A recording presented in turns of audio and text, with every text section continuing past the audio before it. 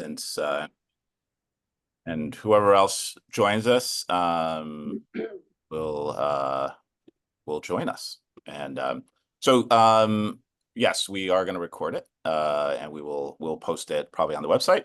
Well, thanks for joining us today. We're talking about donor engagement at scale, and I think Laurel and I are hoping to do these webinars once a quarter. I think we've committed to that, have we not, Laurel? And we'll be doing some various topics, but I'm going to try to get back into the regular webinar game. So really appreciate you all being here. I think this is a topic that we're both excited to talk to you about, just because I think I think engagement is such an important part of fundraising in general, but I think for reasons that we'll talk about in a few minutes, it's become a pretty important part of I think it's just something that's become more relevant for just because of some of the trends that we're facing, and it's becoming increasingly important. So always been important, but I think now much more important. So before we dive in, last housekeeping: if you have questions, there are like 2 places for questions in the webinar, but feel free to ask questions along the way in the chat. Whichever one of us is not speaking, we'll be monitoring the chat, and we certainly are happy to answer questions as we go along. All right, let's move to the next slide. So our agenda today, again, I wanted to talk a little bit about some of the trends that we're seeing right now that I think, again, makes engagement increasingly important to the work that we all do. We're going to talk about why engagement matters, like why engagement specifically is maybe the solution to some of those trends and some of the challenges that we're facing as a sector. And then we'll talk about specific strategies, how to do this at scale, how to engage at scale. And then finally, we'll wrap up with creating your own action plan. And again, so I think, again, what we're going to be talking about today is something, I think you'll see in a minute, like I think probably most of you are aware that, philanthropy is experiencing some challenges and declines in donors, declines in money. And so, what we're going to put out there is maybe what we see as a possible solution to that. But, I think we're all kind of in this together, and I think we're all facing some new trends in philanthropy together. So, we're happy as we go along. If you have questions, challenge us, think about what we're saying, feel free to for this to really be a conversation, because I think in many ways that is exactly what it is. And so we're more than happy not to just take questions, but also kind of hear from you, how you're thinking about this and how you're thinking about some of the challenges that we're facing in philanthropy right now. So this is from the Fundraising Effectiveness Project in 2022, although I think pretty much all these trends have continued since then. So we've seen a pretty sharp decline in donors. I think the Giving USA 2023 report also bears this out as well. So we've seen a general decrease in donations as well when you adjust it for inflation. I think it was like a couple of percentage points. It wasn't huge, but again, not like a great trend. New donors gained in 2021 did not give again at the same rate in 2022, falling by 26.4%. I think we saw a report recently that like new response retention rates for new donors, usually historically around 20%, went down to like 7%. It's just one report, but disturbing nevertheless. I think we're waiting for some other reports to come out to see if that's confirmed when we look at some more recent data. But the fact that even this one report, is showing like such a steep decline and a decrease in donor retention for first-year donors, I think it's probably for direct marketing, to 7%, isn't great. Repeat retained, so a decline of 3.5%. So like overall, we're seeing, and then the overall donor retention rate, which again, historically has hovered around 4.4%, and you can get different results from different reports that you look at. I think in general, we're kind of seeing, again, like a decrease. Like I think, if you looked at this 10 years ago, it's maybe 46%. Now, more and more, I think we're seeing things that are like 43%, 42.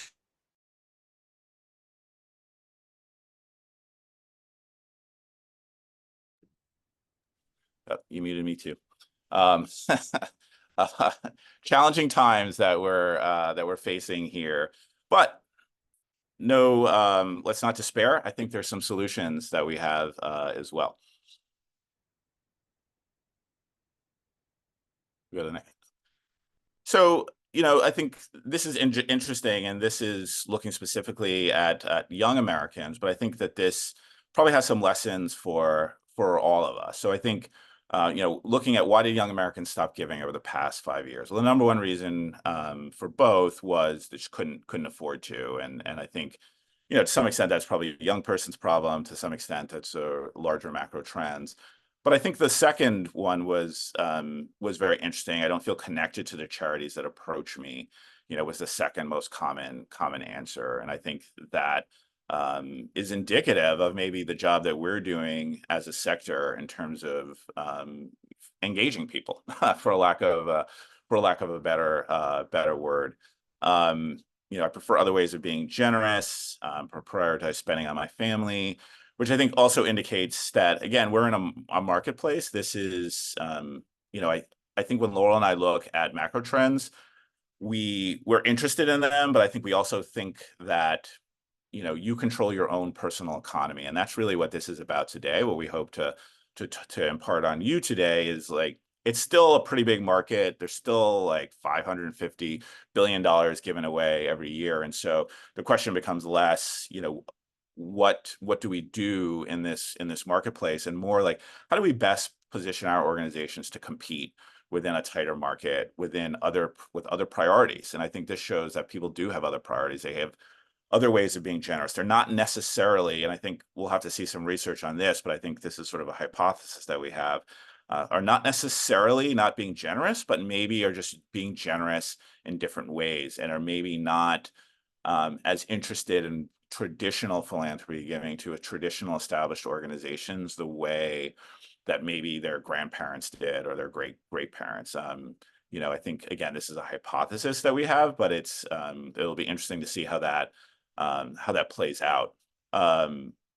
So anyway, you can see all these trends, and I think many of them indicate a lack of engagement with organizations, that we as a sector can do a better job in finding ways to connect with our donors. I don't think there's anything that's inherently going on in the world right now that would cause these trends to continue necessarily, other than, a decline in just general trust in institutions. But I think while the trust in philanthropic institutions is not what it used to be either, it's still pretty solid when it comes to the organizations that people actually are engaged with and actually know and actually donate to. So these are things that we can build off of, and continue to put ourselves in the best position to go ahead and be competitive within that marketplace. A few other market trends going on. I think probably most people are aware of, like, the very large wealth transfer that's been going on for a while and will continue to go on. There's lots of different ways you can support your community, and I think, when you look at younger generations, this becomes more and more important. There's increasing research that shows that the younger generations, millennials and Gen Z, really want to be connected to an organization. They're not as loyal to specific organizations as they are to causes and to organizations that they view that are achieving something. And they may bounce around between organizations that are being impactful in important ways, rather than kind of sticking with one charity and saying, this is my organization, and come, hell or high water, I'm sticking with this organization. But much more likely to kind of look out there across the sector and really think about, well, where can I make the most difference? Where can I have the most impact? And then, of course, we're looking at, I think we welcome this more values-based philanthropy, like really thinking about how we conduct ourselves, and how we, do we live the values that we say that we espouse, and that funders as well. So a few other factors to think about. And along those same lines, thinking about, you know, a move to like less about just being generous and just as a thing, philanthropy as just a thing to do, and more about, what impact are you having? What are the solutions that you're creating? Less, saviorism. This is something that we have to do as the more privileged versus, let's work together as in a partnership to make the world a better place. And then passive content versus a meaningful engagement. So direct marketing has been declining steadily for years and years and years and years. It's probably, I don't think there's any reason to think that it will not, that trend will not continue. And so, again, the thing that we want to talk about today and the question before us is like, how do we deal with that? Like at the major gift level, it's not so hard to engage people. We're thinking about, a fairly defined subset of donors. But when we're talking about thousands of donors at an organization, tens of thousands of donors at an organization, that we've mostly been reaching through direct marketing, but now suddenly that is not as effective. And we can look out onto the horizon and see that it's probably not going to be as effective as it can be. How can we engage those donors meaningfully and at scale? And that's really what we're going to be talking about today. Like to us, the solution to that decline in direct marketing is really thinking about, well, we got to have stronger connections and better relationships. But how do we do that when we're talking about 1,000 people, 5,000 people, 10,000 people? And Bob, I'm just going to jump in really quick because I'm gonna hit the generosity versus seeking solutions piece just a little bit harder maybe because you know how I've been feeling about generosity lately. I think that over the past couple of years, as we've seen these decline in donors, as we've seen declines in dollars being given, we keep hearing about the generosity crisis. And even just a couple weeks ago, a report came out from the Generosity Commission about generosity in America. And I get it, like generosity is important and generosity is a core part of what philanthropy is built on. But what if we stopped making this about generosity? And what if we started making this about us showing people the difference that we're making in the world and the ways that they can have impact in the world as well? And, really valuing our own value propositions and what it is that we're actually impacting. I don't want to rely on generosity. I want to rely on the really, really good work that all of your organizations are doing and the fact that other people in your community want to see the impacts that your organizations are having. So I just wanted to nail that one on the head that let's get rid of a charity model. Like we are impact organizations making the world a better place. That doesn't require generosity, that requires investment. So just sorry, wanted to get on my soapbox for just No, I know you've been on this soapbox.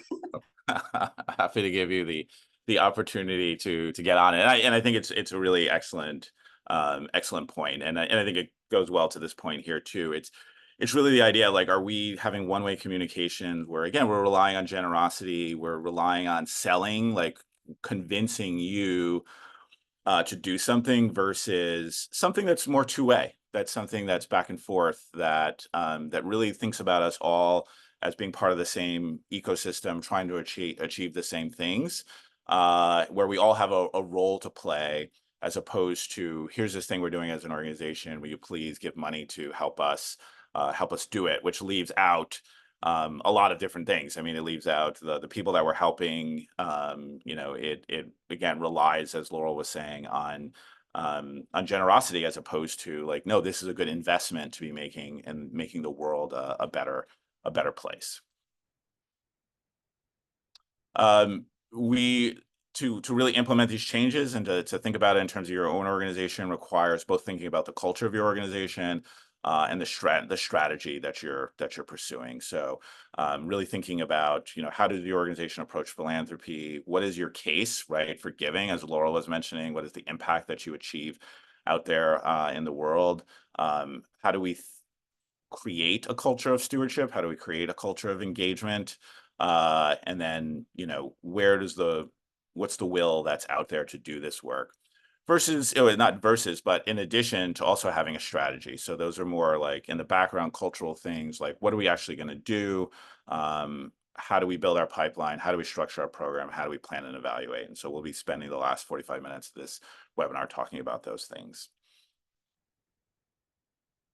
And then, engagement, I think, I think when we think about engagement, we think about pipeline just as much, like they're interconnected to us. Like, how do we move donors from a $10 donor up to $1,000 donor, and some set of those becoming, major gift donors. And so thinking about all points along that pipeline, making sure that they're all engaged, not neglecting smaller donors just because they're small donors, but I think one, they deserve, to know what the difference that they're making. But two, these relationships, they can still be useful to the organization, not just monetarily, but in lots of other ways. And these relationships that you build today, if you're kind of in that mindset of like engagement from $5 donors all the way up, you're going to have an organization that has a very strong pipeline that is generating gifts at higher levels, but also really retaining and engaging donors that are lower levels,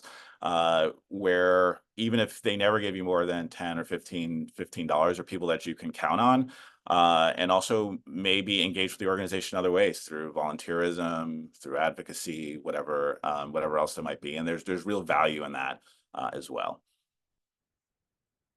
And then no Osborne Group webinar would be complete without seeing the Tarnside curve of involvement. And what this really shows, I think this shows both like the challenge of engagement, like how involved it is and how long it takes, and how difficult it can be to move people up this curve, but also shows the importance of it as well, and that it takes a fairly large amount of involvement with the organization before you really start to see the returns. So you can get strong giving at the lower ends of this curve, but the more people we can move up this curve, the better.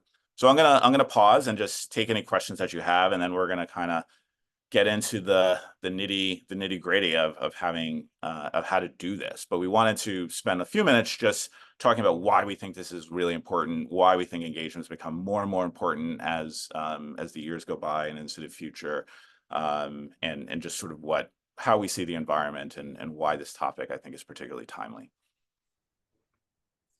And please feel free to pop in a question into the chat, or if you'd like, you can unmute yourself and ask us directly. And yeah, and if there's no questions at this moment, we'll keep going. But at any time, please feel free to post your questions into the chat. And just wanted to, for those of you who joined after we did our intro, just to let everyone know, we are recording this session and we will be posting it on our blog at theosborngroup.com. And I will send out an email to everyone who registered with that link once that goes up. All right. Well, if there's no questions right now, oh, looks like we do. Can this be applied to look for bigger donors like family foundations? So I think that, engage, and I'll, Bob, happy to hear your thoughts on this as well. I think when we think about engagement and, we go back to this Tarnside curve, what we know is that people give more the more engaged they are.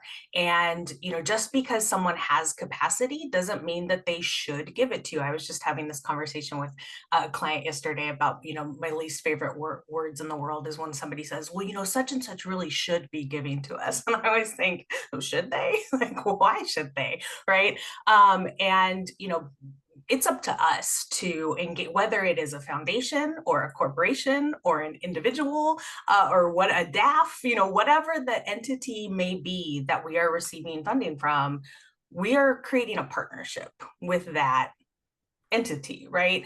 And if we're engaging them in one-way communication and just sending out information to them and hoping that that's enough to get them excited, we're probably going to stay like farther down on the end of this curve. But if we are willing to figure out how to actually get them engaged, and we're going to talk more about what we really mean by that, by engagement. If we're really looking to involve them and enroll them and create real partnership with folks, I think then that's when we start to see bigger gifts. And I'll use this curve with clients, and they'll say, like, well, we have this donor who has really high capacity, but they're giving a really small gift. And I'm like, well, where would you put them on this curve in terms of how involved and engaged they are with your organization? And they're like, oh, they're probably at interest. I'm like, well, there you go, right?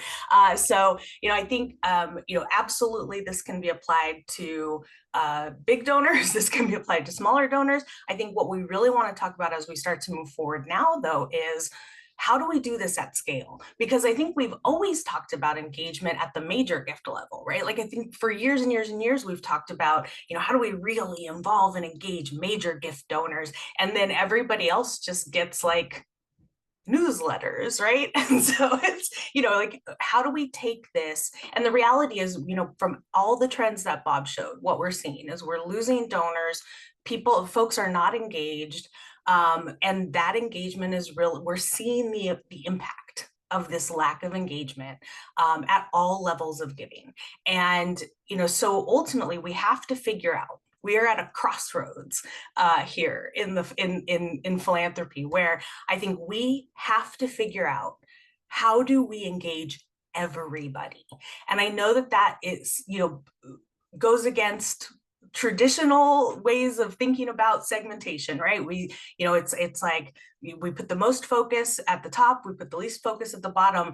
And, I'm not saying that every single donor we put the same amount of time and effort and, personalization into, but we do have to figure out what engagement looks like for everyone and what that looks like at scale, because we don't have more hours in the day, we don't have more staff, but we do have to figure out, how do we actually do two-way engagement with everyone in our pipeline, whether that's our smallest dollar donor or our largest dollar donor.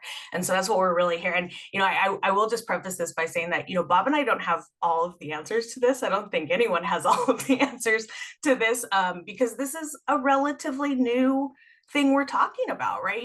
This idea of what does real two-way engagement look like at every level within our donor base is something that we're all experimenting with. And we're going to talk a little bit later about, how do we experiment and innovate in a way that feels doable and manageable and not super risky. Excited to continue to explore this with you all today, and continue to explore beyond today's webinar. I see that we got a question in the chat. Bob, did you? It's more of a statement that they were making. It was just interesting how she was saying that Michaela was saying how folks in her organization are afraid to ask younger people. And I was typing out a long explanation, but I'll just say very quickly talk about. I mean, I think we're afraid that younger people don't. One, we think they don't have money, so we don't bother with them, which is short-sighted. Two, we think they don't have money, and so we're afraid to ask them because it feels like some kind of imposition on them in some way, which I think is what you were saying before, Laura, like that charity mindset where this is somehow like you're asking them to do something, that they're not, as an extra thing, as opposed to like, we make an impact in the world and you're trying to achieve an impact in the world. And let's see if what we're trying to do lines up with what you're trying to do and what you care about. People can always say no. It's okay, but we shouldn't be afraid to ask them to make a difference. That shouldn't be something we feel badly about. And they're certainly free to make their own decisions about that, but we shouldn't feel like somehow because they don't have money, or we perceive them not as having money, that somehow to ask them to make the world a better place is an imposition, particularly since I think Gen Z are certainly better than my generation and many other generations, I think, about trying to make the world a little better. Yeah, and what Michaela said at the end about making assumptions, ultimately I find it far more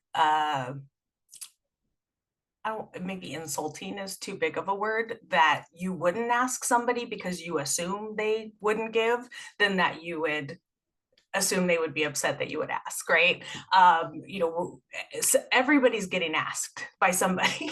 You might as well, if somebody cares about your organization, you might as well ask them as well and give them the opportunity to enroll and enlist in the work that you're doing. So what do we really mean by engagement? I mean, we've been throwing this word around now for 25 minutes, and we're just now going to really define it for you, because I think it's important to define it, because I think it can mean a lot of different things to a lot of different folks, and I think we mean it by something really, really specific. First and foremost, it's two-way, right? It's engaging in a two-way dialogue, in a two-way, conversation and a discussion in some kind of way. It's not just us pushing one-way communication out. Now, this is not Laurel saying don't do one-way communications. I have a degree in PR. Like, I went to comm school. Like, I fully understand the need and the reason to do good one-way communication, and all of that, your newsletters and your emails and your social media all have a role in this whole process, right? But when we really think about the things that are going to make a difference, when we think about those things that are really going to impact the lack of trust, the disengagement of communities in our work, the one-way communications aren't going to solve all of the problems. We have to figure out how we do this in a two-way way that advances our mission and our vision. So this isn't like creating busy work for folks. This is actually finding meaningful ways for people to be engaged in our work. And I'm going to talk about in a minute, like, I'm not saying everyone has to volunteer for your mission work. Like, I think there is busy work that people can do that is concretely helpful to your organization. We just have to figure out what those things are. But also personally meaningful and satisfying to the supporter, right? To the volunteer, to the donor, to the person that you're working to engage. And it's for everyone, right? So these are not just opportunities that we're reserving for our highest capacity folks. These aren't just things that we're building out for select prospects. We have to figure out how we're doing this at all levels and in ways that are we're creating systems around and processes around to make it simple and easy for people to get involved and simple and easy for us to manage that process. One of the biggest things that I hear when I talk to folks out in the world about building up their engagement is we just don't have the staff power to do it. It takes so much work to manage volunteers and to do all of this. I'm not advocating for you to all go add like a whole volunteer management program to your organization if you don't already have one. But what I am advocating for you today is to think about how can we do this, baby step this, right? What are the things that we can start adding over time, ways for people to get involved? I think a lot of times we put up our own barriers around what people can and can't do for our organization, both based on what we assume people want to do and based on like that we're just afraid of the hassle or we're afraid of, so here's my example. My favorite volunteer activity is that I go to the food warehouse and I pack boxes that are delivered to folks who they fill out a form and they say what they want in their food delivery box. And I go to the warehouse and I get the little forms and I put the things in boxes and I check it off and I put those boxes up on the shelf. And boy, that fulfills some like check a box and get something done thing that, oh, it's so satisfying to me. I love it. And it's my favorite volunteer thing I do. The other thing that I would love to do, and please don't email me though afterwards asking me to do this, but my other favorite thing that I would love to do, I love data entry, like mindless, just sit at a computer and like, because I like to type and I like to 9-key enter and like put me in front of a database and tell me to enter a bunch of data that means nothing to me, I'd be a happy little camper for hours, right? I bet there are many of you on this call today that would love to have someone like that come into your office and do a bunch of mindless data entry, right? But have you ever thought to just tell somebody that that's what you need done? Right? If an organization that I was involved with was like, gosh, we just really need somebody to do some data entry, I'd be like, done. I'll be there on Friday, right? And so there's so many things like that I think you have things that need to be done. You have people who want to do things. How do we create systems and processes that align both of that? So let's talk about that more as we move forward. I do want to just make a note too about stewardship because, people are often like, Laurel, is engagement stewardship? Is stewardship engagement? Like, I think stewardship is stewardship, but it can be engagement also. if it's two-way, meaningful, advances the mission, and is for everyone, right? So stewardship can be one-way communication. It can also be really powerful way to engage folks in a two-way, engaging way. But it really has to, as much as, we first and foremost have to be accountable. We have to acknowledge, gifts and acknowledge in a timely and responsive way that folks have made an investment in our organizations. We have to have, appropriate recognition, whatever that means for your organization. But I really want to hit on this last step in the ladder, because I think if we're going to do stewardship and we're going to do it really well, and if we're really going to do high engagement stewardship, we also have to do high impact stewardship, right? So if part of getting beyond generosity is showing people the real difference that our organizations are making in the world, we have to actually show people the real difference that our organizations are making in the world, right? Like that's on us. If folks don't know the good work that you're doing, that's on you. Show them the good work that you're doing, right? It's not folks, it's not the job of the folks out in the world to connect the dots for themselves. It's our job to connect the dots between the things that we do and the impact that those things achieve, right? We have to connect those dots for folks, because I just me going out and saying, we served X number of people last year and we ran X number of programs and we had X number of hours of volunteer work doesn't mean anything, right? What's different? What changed because that happened, right? Don't assume that people know. So again, I think stewardship can be engagement, but we have to make it engaging, right? Just sending out a newsletter that says, here's this cool thing we did last month is not engagement, and it's not particularly impactful, to be really honest with you all. So, take a keen eye to your stewardship. Is it talking about impact versus output? And are you finding ways in your stewardship to engage folks in a two-way discussion, in a dialogue, getting people to do something? So let's talk a little bit about building out an engagement catalog, because I think this is something this is really the core of, if there's one thing that you all just are like, yeah, let's go do this after you leave today, this is the thing I want you to all go do, is just build out your engagement catalog on a piece of paper, not in your head, like on an actual, well, maybe not a piece of paper, on your screen, on a Word doc, on a Google Doc, right? That you can share with everyone in your organization so that everybody knows all of the different ways that folks can get engaged in your organization. First, I want you to think about just what can folks do today, right? Low impact or low interaction, high interaction, long-term, short-term, right? So what are those things that are quick and easy that folks can come in and do? What are those things that are maybe a little more commitment, maybe a little more long-term? And think about everything, right? There's probably a lot of things that come to mind. Like, I would love for you all to just start like typing things into the chat that you already do. Like, oh, go ahead, Bob. No, I'm gonna wait. I was gonna wait till you Oh, finish. I was just gonna say this is like a great thing to do with your program staff. Buy them some pizza and think about like what are all the things that they're doing that could become engagement, because those will be very program centered and mission centered, and so this is something you don't just have to do by yourself, but it's something that you can do with the rest of your organization. To spend an hour, like, what are all the things that we're already doing that we could engage people with, invite them to, bring to, get them to volunteer for, etc. yeah, absolutely. And think big. And when you do your initial brainstorm, don't push all of those thoughts that are going to inevitably come into your head about, like, no, nobody would want to do that, right? Like, there's gonna be all these things that somebody's going to say, or you're going to start to say, and you're like, who would want to do that? Like, who would want to come in and do data entry for a full afternoon, right? What kind of wild person would want to do something weird like that? Well, me, right?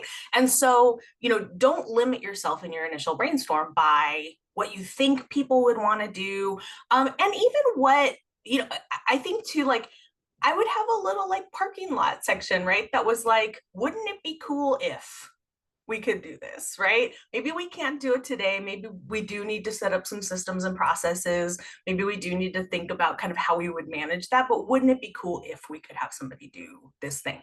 And again, when I say put everything, we will actually put up on the website, and I will send this out in the follow-up email. We have a sample list of engagement opportunities. It's like 50 things, and it's just like a way to get your brain going. And we have everything on there from like, become a social media ambassador, like basically share everything that we put on social media, because there are ways to make one-way communication engaging, right? If we ask people to do something in response to that, right? So we post every time, be one of our social media ambassadors. Every time we post something, reshare it on your Facebook, on your Twitter, on, whatever platform you're on. All the way up to be on our board, right? And everything in between, that really big spectrum of share things on social media to be one of our most significant leadership folks in this organization.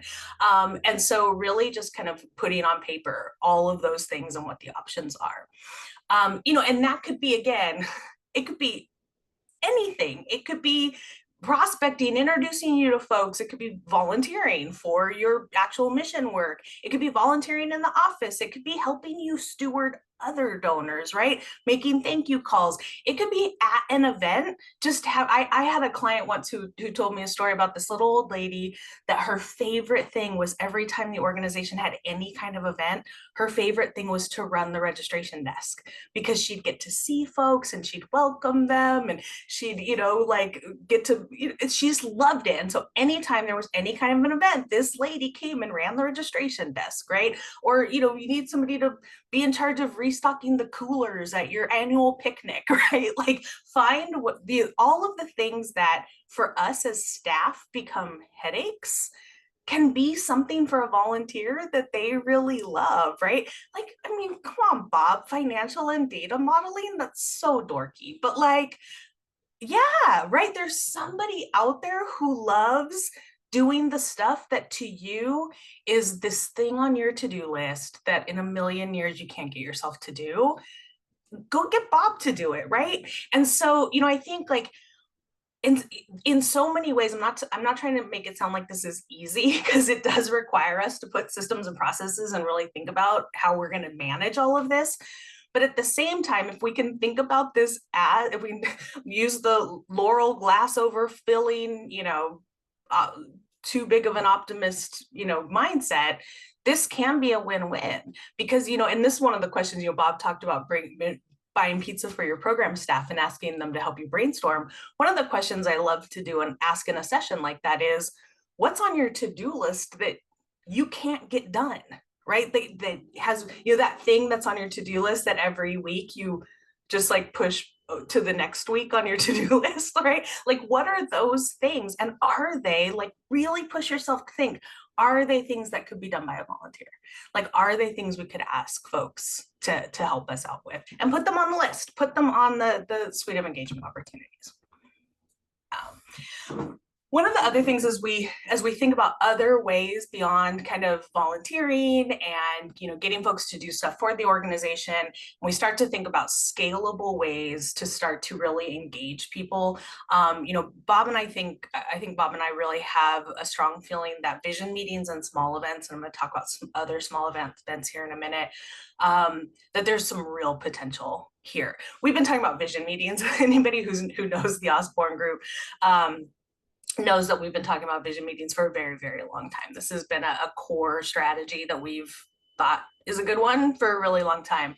But I think it's even more so now, something that we just hope everybody gives a shot at. And what we mean by a vision meeting is a 1 hour, no ask meeting. It could be anything. It could be breakfast, it could be lunch, it could be a happy hour, it could be an hour on the golf course with somebody, it could be a meeting in somebody's office, it could look like anything, but it does involve a few distinct things. First and foremost, it focuses on vision, right? So not just what you're doing today, but what you are looking to accomplish, right? Not just what you do, but what you're looking to achieve. And it engages folks in a two-way dialogue. So it's not an hour of you presenting, here's my hour-long PowerPoint, and I'm going to tell you all the reasons why you should give to us, right? But it really is a way for you to engage folks in a dialogue about, hey, here's our vision, here's what we're looking to accomplish. What would be different in our world? How does this resonate with you? What do you believe would be different in our world if we were able to accomplish this, right? And so, engaging folks in a real two-way dialogue, do not ask for money. And then probably the most important thing about a vision meeting and with these small events that I'm going to talk about next is follow-up. Because look, engagement doesn't happen in a day. That Turnside curve was a continuum, right? A continuum, which means we can continue to engage folks, right? We don't engage folks one time and then say, oh, done, where's my check, right? This is about building real authentic partnership with folks. And that means we continue to engage them, right? After they come to the event, after they do their volunteer work. So what happens after somebody attends a vision meeting or after someone attends another small event that we do, right? Making sure that we're building in, there's honestly, I am such a fan of organizations starting to kind of create calendars of these vision meetings and other small events that they're engaging folks in, that they're bringing people together in community. But honestly, if you have no intention of doing follow-up after these events, don't do them. Like just don't, because you're going to be like, Laurel and Bob were wrong, these events aren't doing anything, and I'll come back and I'll say, because you didn't do the follow-up. So I will say that, as much as I love these events as ways to kind of kickstart engagement and kickstart folks kind of really being involved in the work that we're doing, none of these are going to be effective if you don't have really good processes and systems and intent to do the follow-up afterward and continue to find ways for people to be involved. And this is where I will say, this is where your suite of engagement opportunities comes in really handy, because what I see with a lot of folks is they will have events like this, right? They'll do a happy hour and they'll have folks come and they'll start, have a really great conversation with somebody. And then they're like, now what? Like, now what do I ask this person to do, right? And so having already created your suite of engagement opportunities so that when you do that follow-up with folks from these events, you're able to call them up or send them an email and say, hey, it was so great to see you at the event. Love how excited you are about the work we're doing. Here's 5 or 6 other ways that you can get involved. Do any of these catch your eye? If you don't mind me jumping in for just 1 second, Laurel. I mean, the one thing I think there's many reasons we really like vision meetings, but I think one of the reasons that they are vision focused, and meaning another way of saying that they're vision focused is they're forward looking and they're talking about impact as opposed to like a more general mission, but it's specifically saying like, these are the things that we're working on right now. Here are the outcomes we're hoping to achieve. And I'm struck recently in talking to a number of clients about how few or how few donors really understand what the organization is actually trying to achieve at this moment. They have a much more general sense of their mission. The problem is, if I only know about your mission, then you're competing with so many different other organizations, because most people, like, I care about the environment, I care about education, I care about equity. There's a whole host of missions that I care about. I could give to any one of them, but I'm going to give to the organizations where I understand that you're having an impact and making a difference. And so I think this is a very scalable way, particularly if you do some of these online where there's no like real limit or cost to doing it, of just letting people know that like, here's what we're trying to achieve right now. And that makes a huge difference actually in terms of people's likelihood of giving to you, because you're not making general promises about the work, but you're being very specific. I know exactly what my money is going to do and how it's going to impact, and that's a pretty important part of people understanding, of being engaged with your organization. Yeah, absolutely. And, again, I think a lot of you are already doing events like this. Like, you may already be doing briefings with your communities. You may already be doing panel discussions around what you're doing. I think, how do you look at some of the things that you're already doing and make just some slight adjustments to, I think, one, do more of what Bob just talked about, right? Make them, yes, mission focused, but absolutely vision focused as well. And then what are those adjustments that you're making to make them more engaging, right? To make them have more two-way dialogue, to actually get people to do and say things. You know, the old adage about, you know, that people remember 30% of what other people say and 70% of what they say, right? And so part of this too, part of getting folks in these types of meetings to say themselves, wow, it's amazing what you're doing, is they're going to remember more the one time in that meeting that they said, wow, you're amazing, than the 30 times that you said, we're amazing, right? And so, you know, this is about really getting folks to internalize this, right? And be like, yeah, I'm not just hearing this and kind of believing that what they say is true. Like, I believe this. Like, this is my opinion too, and this is how I'm feeling. And so just again thinking about how some of the things you're already doing can absolutely fit into this, right? Can absolutely accomplish the goals of engaging folks in really meaningful ways. This isn't just about adding new stuff, right? It's about taking the things that you can do. Bob mentioned in the chat too, about things being online. These small events can also be on Zoom. Like, there's no rule that says these have to be in person. And especially now when it is, you know, at times really difficult to get people to show up for stuff. Zoom can be a really great way to especially do some initial engagement with folks. And maybe you hold a small, you know, impact, you know, meeting, vision meeting with a group of folks, and you build into it some time to have some two-way dialogue. And then of course, with everything we're doing, we're always following up, right? So it's great. Thank you so much for being here. This was really great. We loved hearing your feedback. We loved engaging with you. We'll be getting in touch with you to see how else you want to get involved with the organization, and just continually getting people to do things, right?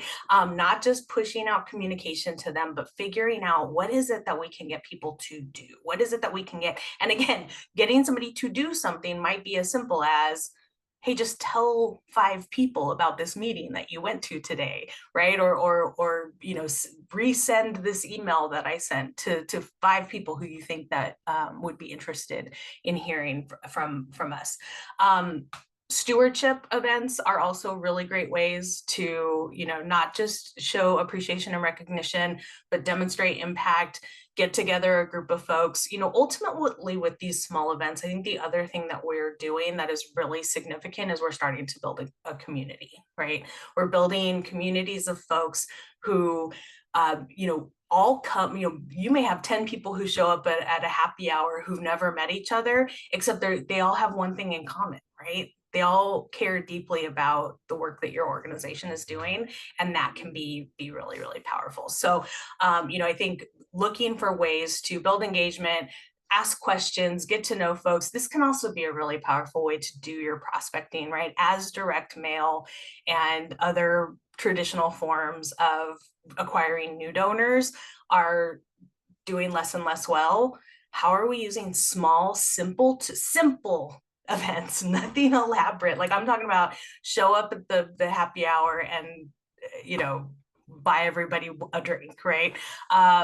These need to be simple and quick to do. There is still room for one-to-one engagement. Now, obviously, we're talking about building scale today. So we're talking about how do we do this, why we're talking a lot about events, you know, other quick and easy ways to do this. There is still room in this for smaller dollar and mid-level donors to do one-to-one engagement. But I think just, you know, a word of warning that one-to-one engagement takes a lot of time and it takes a lot of capacity. And so, yeah, like, I think for mid-level donors, aiming for like one-to-one engagement a year, whether that's virtually at a meeting, on the phone, you know, in person at an event, right? I think that all counts. And always thinking about one-to-one engagement. I always like this idea of thinking about stewardship plus. I was just telling Bob about this the other day. My stewardship plus philosophy is that, especially with anyone who has already given to your organization, that when you are doing this engagement, your first and foremost goal is high impact stewardship. So demonstrating the impact of their gift, showing them what they've done for your organization. And then there's probably some other goal too, right? So sometimes it might be discovery and qualification. Maybe you are stewarding them, plus you want to try to learn some more things about them in order to try to continue to build that partnership and upgrade their gift. Maybe you are stewarding them plus engagement, right? Because we said stewardship can be engagement too. So we're stewarding them, plus we're finding a way to meaningfully engage them to continue moving them along that continuum of involvement. And maybe it's stewardship plus and ask. And although we would say that, be careful about asking when you're stewarding folks, because that can make stewardship feel kind of null and void pretty quick. So yes, there is still a role for one-to-one engagement, but I think also realizing that if we're really going to scale, we have to be cognizant about how we're doing one-to-one, when we're doing one-to-one, who we're doing one-to-one with.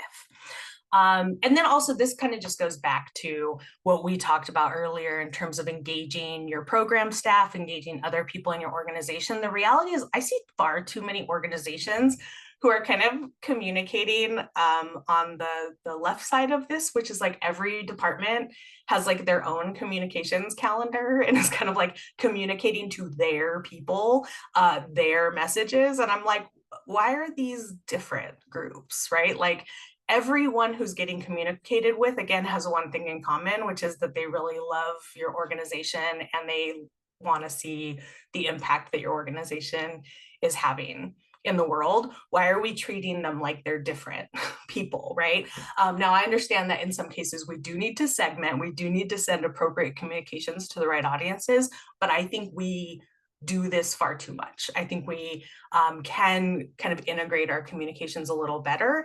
And like, why are we sending separate things to volunteers versus donors? Why are we deciding internally who volunteers are and who donors are, right?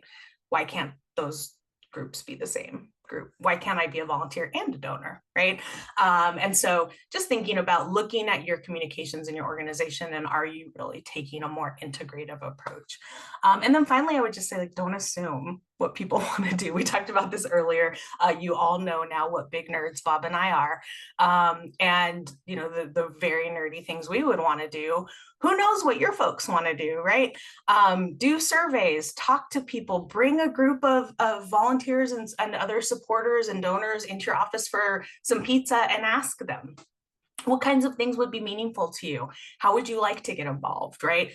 Let's stop making assumptions for other people about what they do and don't want to do, and just figure out how we open this up a little bit and let people really engage in our work, engage in our organizations, really be partners with us in doing this important work that we're all doing. So just to wrap up, I would just say, think about what's working, continue to do what's working. For those things that are real close to being awesome engagement opportunities, adapt and tweak, right? And figure out like what simple things can I add to this to make this more engaging? And then experiment. I just think this is the time. We've got to figure this out as a sector. None of us have all the answers. So find ways, not 100 things at once, but maybe one new little event, maybe one strategy, maybe, take some baby steps with it, but find ways to experiment and innovate, and then report back, like share with all the rest of us how it's going and what worked and what you learned, because that's how we're all going to learn together, is all of us kind of being willing to go out and experiment and innovate a little bit, and then willing to share with our peers.